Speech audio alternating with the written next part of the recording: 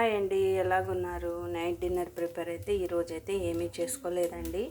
ఎందుకంటే ఈరోజు మా ఇంటికాడ అయితే ఫంక్షన్ ఉన్నది. ఏంటి ఫంక్షన్ అంటే ఉయ్యాల ఫంక్షన్ అయితే ఉన్నదండి.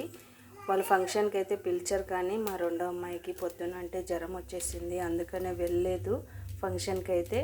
మీరు ఫంక్షన్కి అయితే రాలేదు కదా అనేసి వాళ్ళు ఫోన్ చేసి వంట అయినా తీసుకొని పోండి అని చెప్పారు. అలాగే వెళ్తే వాళ్ళు చేసిన వెరైటీలు అయితే చూడండి, రాలేదని ఎంత బాధపడ్డారో. వాళ్ళు పిలిచేదే ఎక్కువ, మనం పోకుంటే ఎట్లా? కానీ ఏం చేస్తామండి, మనం ఒకటి అనుకుంటే అయ్యేది ఒకటి కదా.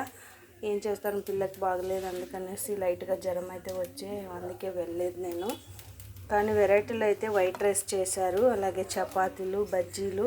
ఇది పాలతో చేసిన స్వీట్ లాగా ఉందండి, ఎందుకంటే ఫ్లేవర్ అలాగే ఉంది, తింటే భలేగా ఉంది. ఇది స్వీట్ అయితే చూడండి, ఇదేం స్వీట్ అంటారు కామెంట్ బాక్స్లో చెప్పండి నాకు. అలాగే దీన్ని సాబుదాని స్వీట్ అంటారు. మళ్ళీ స్వీట్ అయితే చేశారు వాళ్ళు, చూడండి సాబుదాని అంటారు కదా, ఆ బియ్యం సగ్గు బియ్యం అంటారు కదండి, ఆ బియ్యంతో ఇవి చేశారు స్వీట్ అయితే. జీడిపప్పులు వేసి భలేగా చేశారండి, టేస్ట్ అయితే అదిరిపోయింది. అలాగే వంకాయ కూర, వెజిటేబుల్ అన్నం అయితే, పలావ్ అయితే ఇచ్చారు. ఇన్ని వెరైటీలు అయితే ఇచ్చారండి. కానీ నైట్కి అయితే మాకు ఇన్ని వెరైటీలతో అయితే మనము లాగిన్ చేసాము. ఇంత వెరైటీ ఇప్పుడైతే అన్నీ వేడి చేసి పెడుతున్నాను, ఎందుకంటే మధ్యాహ్నం అయితే చేశారు కదా, అన్నీ మళ్ళా పొద్దున్న కంటే పోతాయని వేడైతే చేస్తున్నాను.